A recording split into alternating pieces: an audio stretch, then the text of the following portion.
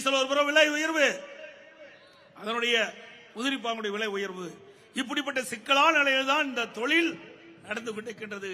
அனைத்து இந்திய அண்ணா திராவிட முன்னேற்ற கழக ஆட்சியிலே டீசல் விலை உயரலாமல் பார்த்துக்கிட்டோம், டீசல் விலை உயராமல் பார்த்துக் கொண்டோம். விடியா திமுக அரசு தேர்தல் அறிக்கையிலே திராவிட முன்னேற்ற கழகம் ஆட்சிக்கு வந்தால் பெட்ரோல் 5 ரூபாய் குறைக்கிறாங்க, டீசல் 4 ரூபாய் குறைக்கிறாங்க, இதுவரைக்கும் குறைக்கல. டீசலை பொறுத்த வரைக்கும் மத்திய மாநில அரசு 2 வரி போட்டிருக்குது. மத்திய அரசு வெளிநாட்டிலிருந்து டீசலை கச்சா எண்ணெய் இறக்குமதி செய்யறாங்க, அதனுடைய விலை குறைவு. 70% இறக்குமதி செய்யப்படுகின்ற கச்சா எண்ணெய்க்கு வரி வைத்து இன்றைக்கு வெளியிலே வருகின்ற பொழுது சுத்தகரித்த எண்ணெய் பெட்ரோல் டீசல் வருகின்ற பொழுது 70% அதிகரிக்கிறது, அதுக்கு வரி போடுகின்றார்கள். அப்போ இந்த டீசல் பயன்படுத்துகின்ற லாரி தொழில் மீனவ மக்கள், விவசாயிகள் அத்தனை பேரும் பாதிக்கப்படுகிறார்கள். டீசல் விலை உயர்வினால் ஒட்டுமொத்த மக்களும் பாதிக்கப்படுவது இந்த டீசல் விலை உயர்வால். எல்லா மக்களும் எல்லா பொருளும் வாங்க வேண்டி இருக்குது, அந்த பொருள் எல்லாம் லாரியில் மூலம் தான் வருது. அந்த லாரியில் மூலம் வருகின்ற பொழுது இந்த டீசல் விலை உயர்வால் வாடகை உயர்கிறது. வாடகை உயர்கின்ற பொழுது அதில் வர்ற சரக்கு உயர்கின்றது. நீங்க போய் கடையில் பொருள் வாங்கினீங்களா, லாரியில் வந்து அந்த பொருள் இறங்குது, அந்த பொருள் வந்து இறங்கின்ற பொழுது இந்த சரக்கு கட்டணம் உயர்கின்ற பொழுது அதை பொருளை நாம் வாங்கின்ற பொழுது நம் தலையில் வந்து விடுகிறது. ஒவ்வொரு பொருளும் எந்த பொருளுமே தானாக வந்து விடுவது கடைக்கு. ஆக ஒவ்வொரு பொருளும் லாரிகள் இன்றைக்கு மூலமாகத்தான் வருகிறது. ஆக அதெல்லாம் இன்றைக்கு மக்கள் பாதிக்கிறாங்க.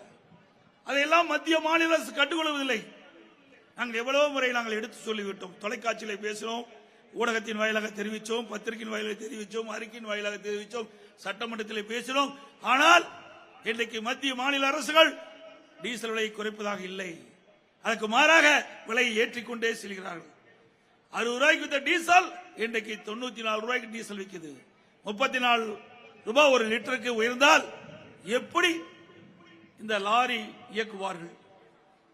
ஆக இந்த லாரி கட்டணம், லாரியுடைய வாடகை உயர்கின்ற காரணத்தினால்தான் அனைத்து பொருளுடைய விலை உயர்து. கட்டுமான பொருட்கள் இன்றைக்கு செங்கல் பயன்படுத்த வேண்டும்னாலும் லாரியில் தான் கொண்டு வரணும், மணலை கொண்டு வரணும் லாரியில் தான் கொண்டு வரணும், எம்சேண்ட் கொண்டு வரணும் லாரியில் தான் கொண்டு வரணும், கம்பி கொண்டு வரணும் லாரியில் தான் வர வேணும், ஜல்லி கொண்டு வரணும் லாரியில் தான் வரணும். அப்ப டீசல் விலை உயர்கின்ற பொழுது வாடகை உயர்ந்து, வாடகை உயர்ந்தா அதனுடைய பொருளுடைய விலை உயர்வு, இந்த பொருளுடைய விலை உயர்வு. அத்தியாவசிய பொருள் விலை உயர்க்கும் இந்த டீசல் தான் காரணம். சிந்திச்சு பாருங்க. அனைத்து இந்திய அண்ணா திராவிட முன்னேற்ற கழக ஆட்சியில இந்த கட்டுமான பொருளுடைய விலை என்ன என்பதை எண்ணி பாருங்க. இன்னைக்கு ஏழை எளிய நடுத்தர மக்கள் வீடு கட்டிக் கொண்டிருக்கிறவர்கள் கனவுல தான் வீடு கட்ட முடியும், நிஜமா வீடு கட்டவே முடியாது.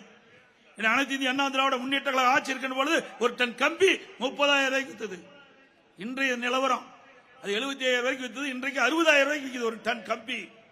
செங்கல் விலை உயர்வு, எம்சாண்ட் விலை உயர்வு, மணல் விலை உயர்வு, ஜல்லி விலை உயர்வு, இப்படி விலை உயர்வினால் இன்றைக்கு கட்டுமான தொழில் கடுமையாக பாதிக்கப்பட்டிருக்கின்றது.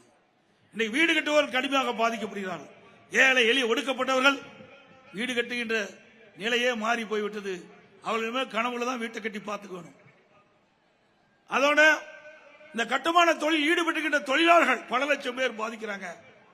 ஆக திராவிட முன்னேற்ற கழக ஆட்சியில தேர்தல் அறிக்கையில் குறிப்பிட்டிருக்கிறாங்க, திராவிட முன்னேற்ற கழக ஆட்சிக்கு வந்தா இந்த கட்டுமான பொருட்கள் விலை உயர்கின்ற பொழுது அதை அத்தியாவசிய பட்டியலில் சேர்க்கப்பட்டு விலை குறைக்கப்படும் என்று நான் சட்டமன்றத்தில் பேசினேன்.